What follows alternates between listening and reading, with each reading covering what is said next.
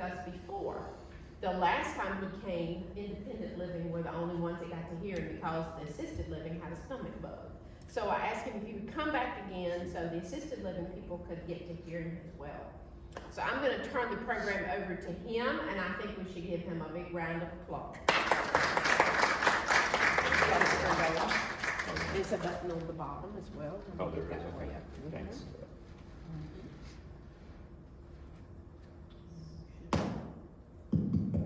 Heard the popping sound. There you are. Thank you very much, Dale, and thank you all for coming this evening.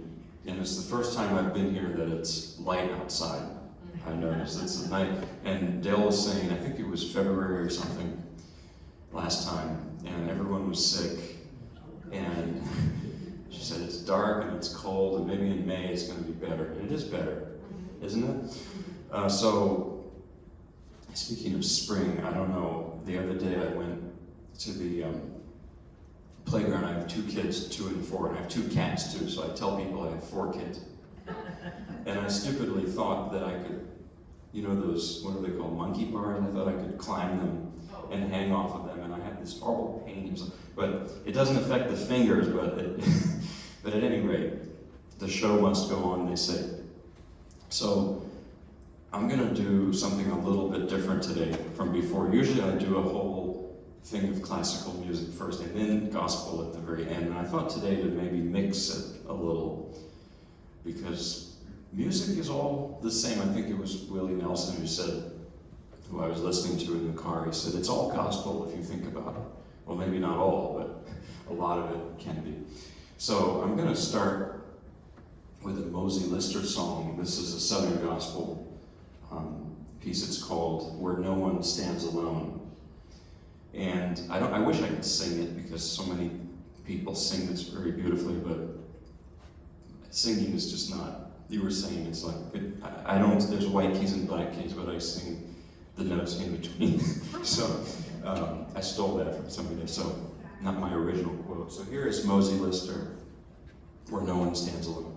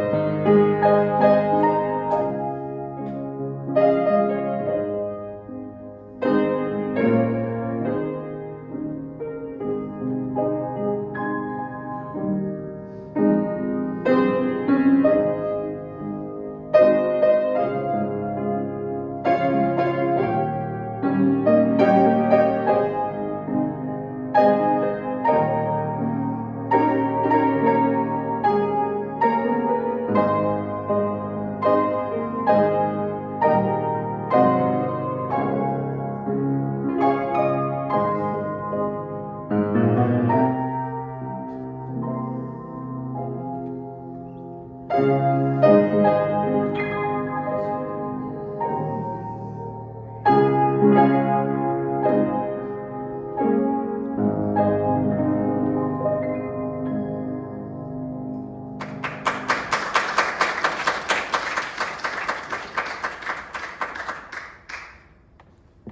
now we switch gears a little bit. I guess we're going to go back and forth across the Atlantic Ocean. That's Southern gospel that has a little bit of country to it. Not exactly, but it's Southern gospel. It's a uniquely American and specifically Southern thing. It's a mixture of the old hymns, but with some bluegrass, with some spirituals, which is America. It's this melting pot. So now we're going to go to France in the 18th century, right before the French Revolution. This is a piece called Gavotte by Gossec, Gossec. We don't hear his music too much nowadays. He wrote many operas, and this is from an opera called Rosine. And so Gossec was among many other French composers very popular in his day. He should be more popular. For some reason, French music in the late 1700s is somewhat overlooked. I've noticed this. We don't hear many. But Mozart had met, he knew Gossec, and so it was this time period. And but the way I came to know this piece is there's an early video recording of a violinist I love very much, Misha Elman. It's an early video. I think it was one of Edison's, or maybe it was after Edison. I don't know, but and Misha Elman is playing this on the violin in 1926, and it's so lifelike. It's like you're there. But my grandmother, who's no longer, she was born in that year, so it's just interesting for me. What else would I say about this? French opera always has a dance sequence, I call it, in there. I can't tell you why. It's kind of like, well, I don't know how they do it in Virginia, but in North Carolina, you have to have Texas Pete with your barbecue. It's just a thing. So French opera, you have to have a dance in there. Can you imagine Wagner having a dance in his opera? But the funny thing was when he came to France, Wagner, and they did his operas over there, the French added dances there. To his great dismay, he was not very happy with that. So this piece, it's a short piece. It captures a whole world that, for better or worse, is no longer, it disappeared after the French Revolution. It's the world of the powdered wigs, the sophisticated letter writing, and it's just a whole different mindset and time. And like Mozart, sort of. It's a little different because it's Paris, not Vienna. And I find this piece very funny. I think it would work very well for cartoons if it hasn't been done already, because it has a sort of hiccup to it. Let me show you what I mean. It's like, listen for the hiccup, okay? You hear it? It's just, it just has this sudden hiccup, and it's funny, I think.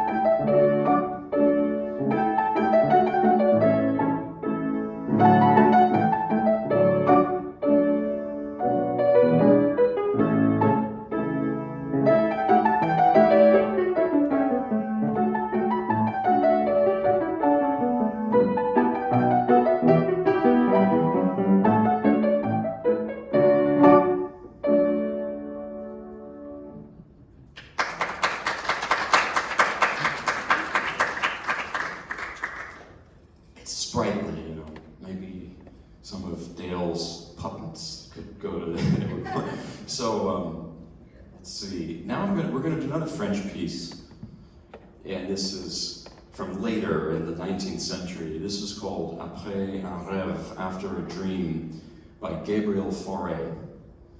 And it's originally a song, so I love to do arrangements because the short answer is because I can pretend to be something I'm not, like a singer or a violinist or something. But I just love the art of arrangement because you can translate something from one instrument or genre to another. And this is, I'm doing this violin theme now because I love the violin, and I've wanted to switch to the violin for many years, but my wife convinced me, she's a pianist, and she's just convinced me it's not worth it because it would take way too much time and effort, so stick to the piano. But anyway, so this piece is often played on the violin, or cello too. It's not quite Impressionism like those, Monet and Renoir that time. It's not quite there yet, but it's a little bit of that. This piece is very French in the sense that, and what we just heard was French, but this is later, this is 19th century, it's the foggier, it's like those Impressionist paintings. It reminds me of French food, which they like to use very buttery sauces on there.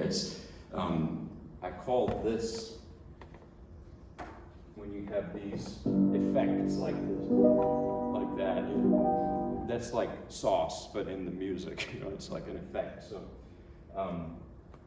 anyway, here is the After a Dream by Fauré. It's almost groggy, like you're waking up from a dream, and you're not quite sure if you're in reality or in the dream, and that's this piece.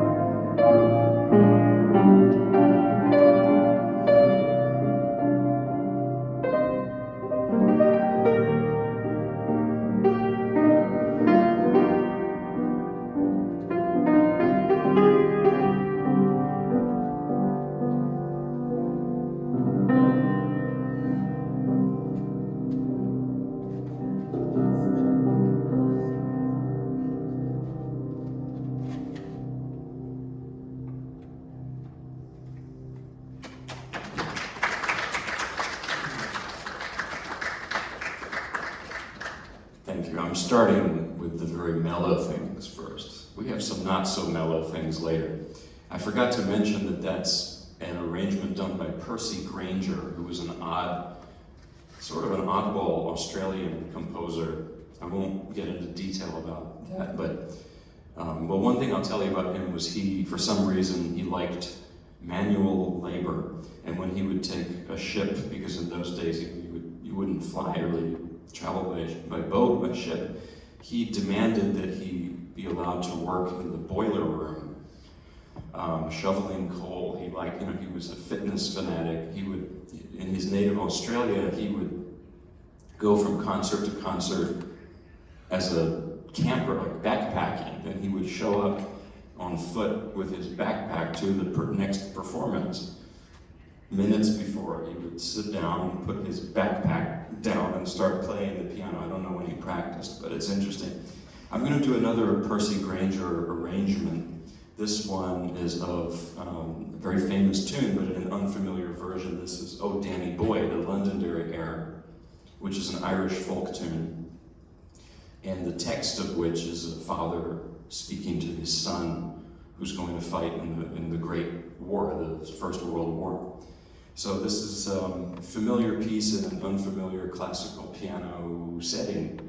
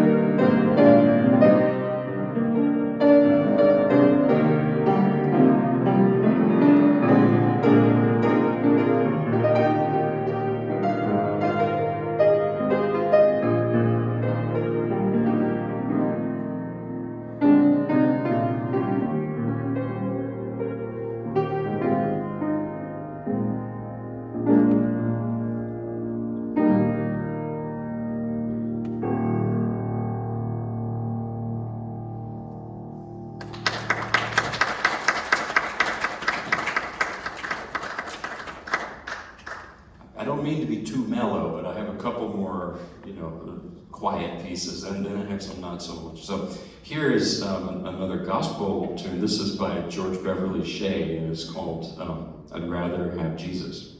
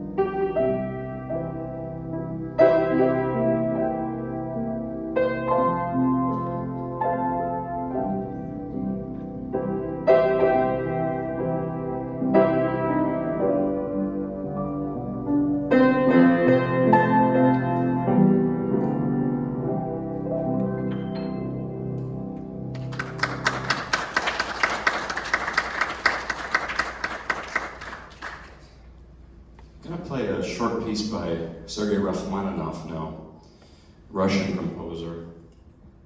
I was telling folks when I came in that my dad's side of the family is from Portsmouth, Virginia, going back 8, 9 generations. So I love coming to Virginia. I live in North Carolina, but this is, we call it the ancestral homeland.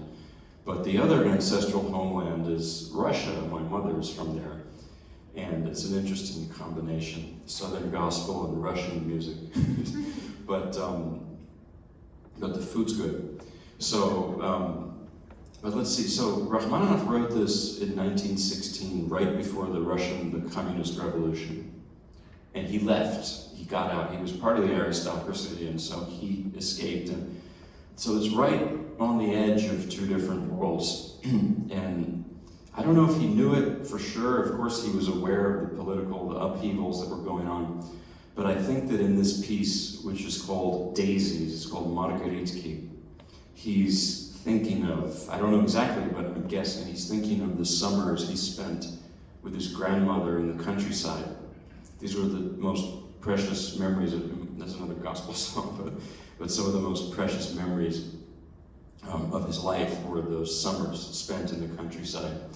So, daisies, of course, they're growing now, I think. If not, they're not done already, but I wonder, but I haven't been able to find a companion piece called Pollen. I think he ought to have written, because we have flowers, we have pollen. So, it's also a vocal piece originally, but Rachmaninoff himself arranged it for piano solo.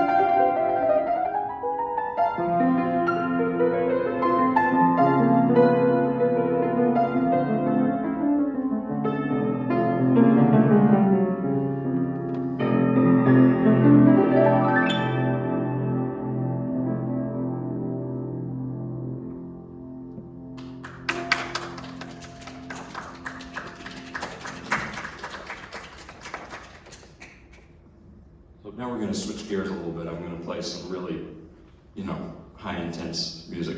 This is Paganini. I've been working through Franz Liszt's Paganini studies for quite a while now.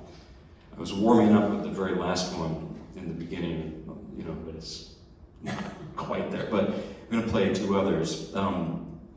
Paganini was this crazy guy, really. He was a violinist who lived in the late 1700s, early 1800s, and he was very controversial at the time. He was probably more like a rock star today or something.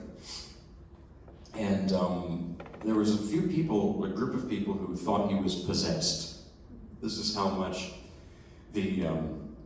controversial he was. And it's the way he played, the music he wrote, which is just like a flash of lightning, So someone said, one violinist said Paganini was like the Big Bang in music. Everything was different after him.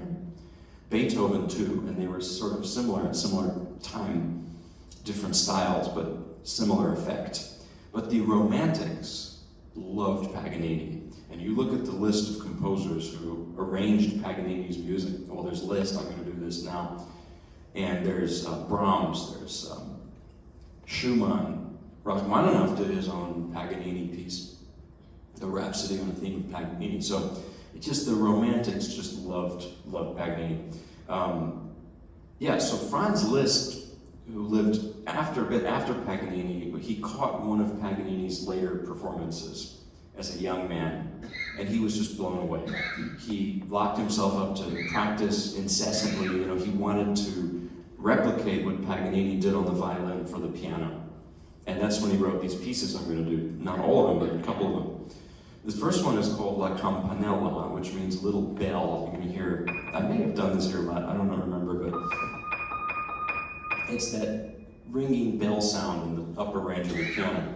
It also reminds me of like gnats or flies when they go by your ear and you can never seem to get rid of them. This has that effect too. This is based on the third movement of the second violin concerto by Paganini. But Liszt does a very different, he changes it all around. This is more like a fantasy on the theme. It's not like the original piece. And to make matters more confusing, so this is Paganini, arranged by Liszt, and the version I'm playing is a rearrangement by a guy named Busoni, an Italian composer. So anyway, it's Paganini, Liszt, Busoni. It's a double arrangement. Here's La Campanella.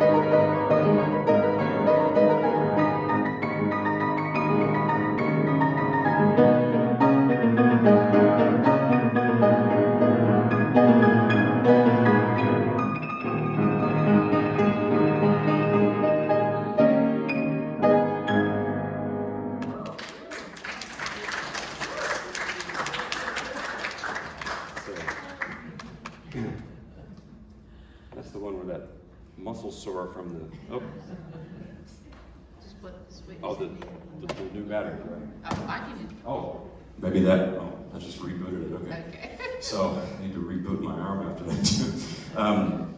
But that's, I told you he was controversial, and you can see why. And I thought I had reason. Oh, you did? Oh, well. Thank you, but I mean, it's very moving, it's very powerful, but I like to quote one composer who said, he's a modern composer, he wrote a piece that was very strange and people were laughing, and someone said, "Are you upset that they're laughing at your piece?" And he said, "I'd rather cause laughter than tears." but anyway, I hope later there'll be some cause to laugh. So, but I had this thought about Paganini. I don't know how, I think, yeah, they had coffee at that time in Italy. I went to Italy once, and I went a couple times, but one of the times I went, I felt very hyper, very strange, like I didn't feel like myself, and I realized after a day or so that the reason was because I'd been drinking so much espresso, because everyone was, that I hadn't thought about it, and I just felt all keyed up, and I thought, I wonder if Paganini drank a lot of espresso, because to write that kind of music, he must have drank a lot of coffee, been highly caffeinated. Here's another piece called, of Paganini Liszt Busoni, and it's called La Chasse, which means the hunt. This I probably did last time. So it's based on a solo violin piece called the same name, La Chasse, the hunt.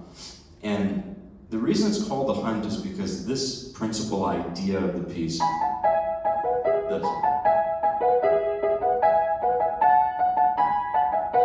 that is the sound of hunting horn calls. In those days they'd use, it was either ram's horns or something to attract the animals for hunting. I don't know much about hunting, but I spoke to a gentleman recently somewhere else I played, and he brought out a hunting horn that he had owned, and I mean he'd used before for hunting. I thought it was very interesting. It's not as if you could go to Walmart and just buy a duck whistle in the old days, so you had to use something.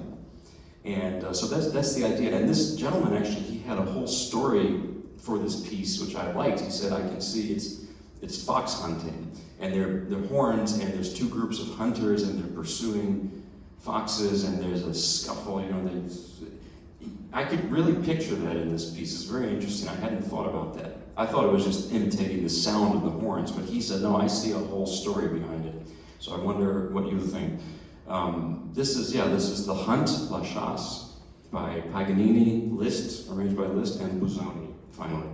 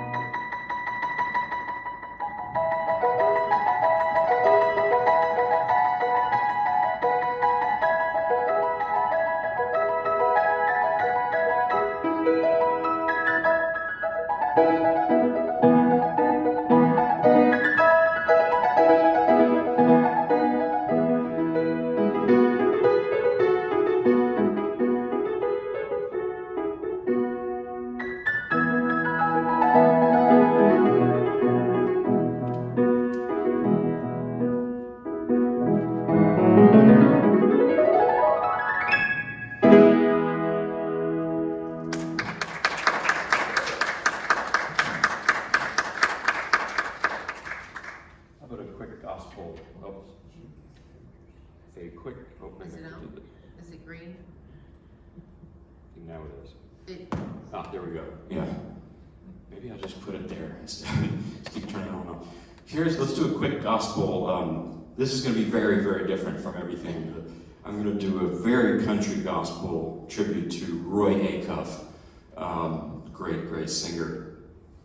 And this is a gospel song he would sing a lot called The Great Speckled Bird. It's the same melody as a country song called God Made Honky Tonk Angels, the same exact music. I'm trying to give this piece, I don't sing, but I'm trying to give the music in Roy Acuff's accent, which oddly, I grew up in New Jersey, and my wife's originally from Japan, but it's funny because our kids now are picking up we live in Alamance County, North Carolina, and 2 and 4 years old, but they're picking up the local accent, which is a little bit, Roy Acuff was from Tennessee, but still similar. We were driving over I heard my son say the How River, and I said the what now? Oh, and we were at Walmart, and he said the Hash browns. Well, but this gospel tune has that. Oh, is it okay? Yeah, thanks. Sorry. Maybe I was too loud. So here is The Great Speckled Bird.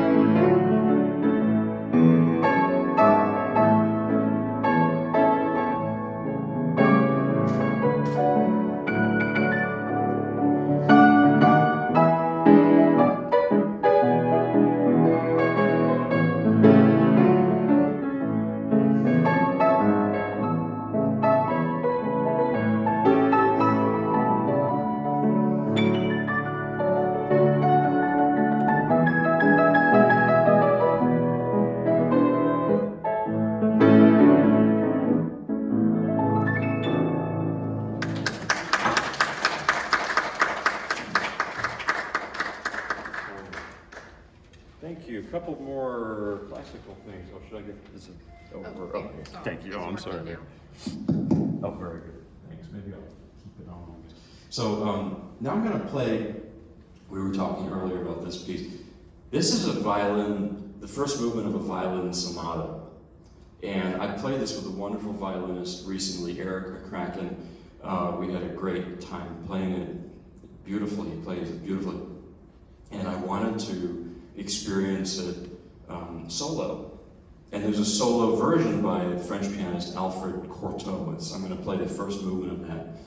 So this is the violin sonata by César Franck, first movement. César Franck was very interesting. He was a Franco-Belgian composer, actually. He was born in Belgium and lived at the same time as Fauré, who I did one of his pieces earlier, late 1800s. But Franck is interesting because he was sort of a late bloomer. He wrote all of his masterpieces, I think after the age of 68 or after 70. I mean, he really wrote all these things one after another in his 70s. And so, which goes to show, everyone talks about Mozart, who was obviously a great genius. Mozart lived only to 35. But in music, you have late bloomers too. Vaughan Williams, who I love very much. I was watching a documentary about him. He didn't write, I think, his first major work or something until he was like 39 or something. One commentator said, by that point, Mozart had been dead for 4 years at age 30. So Franck was this late bloomer. And Franck, his music, it's very unique. I want to say it's very French, but it's more than that. It has the glow of Wagner. Wagner was a big influence in that time. And here's a literary connection I want to share. So there's the novels by Marcel Proust, In Search of Lost Time. There's a fictional character who's a composer. His name is Vinteuil. Probably saying that wrong.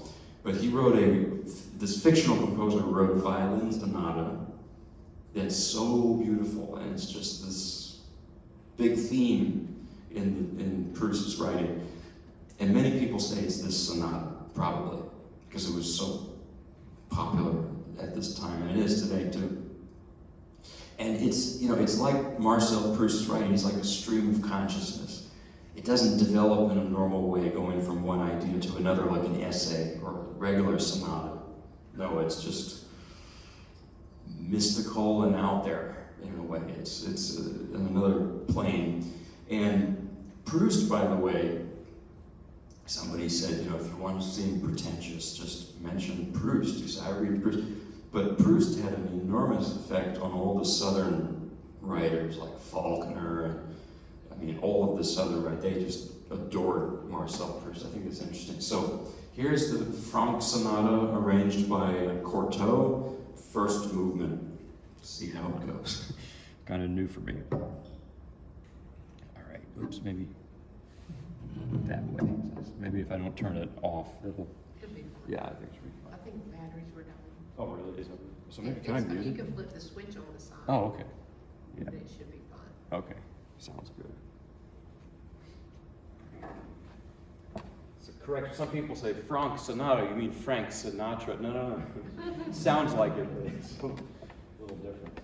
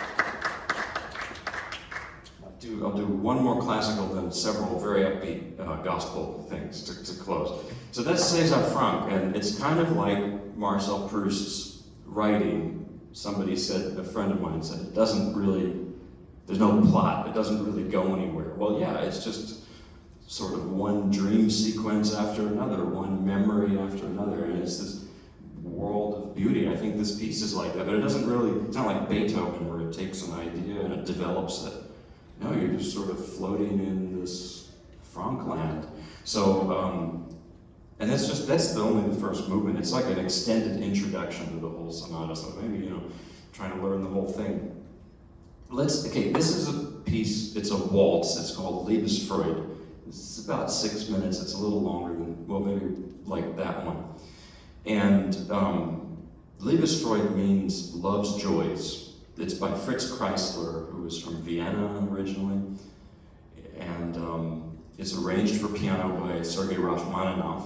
The two were friends, Kreisler escaped the Nazis, he was Jewish, anti-Semitism was rising, he came to the US, and Rachmaninoff left Russia. I played a short piece of his earlier, and came to the US.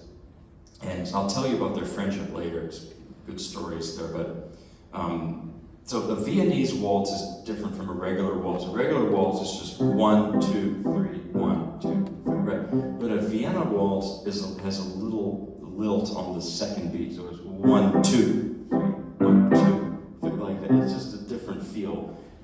This famous one. That's a Viennese waltz. So this piece is it's a world that, like the first piece I played, it's a world that's gone. Vienna before World War I, not a perfect place by any means, I'm not saying it, but there was a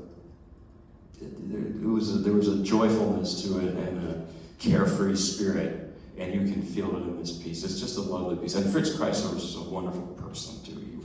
And you can hear it in his music. So, Fritz Kreisler, arranged by Rachmaninoff, Liebesfreude, Love's Joys.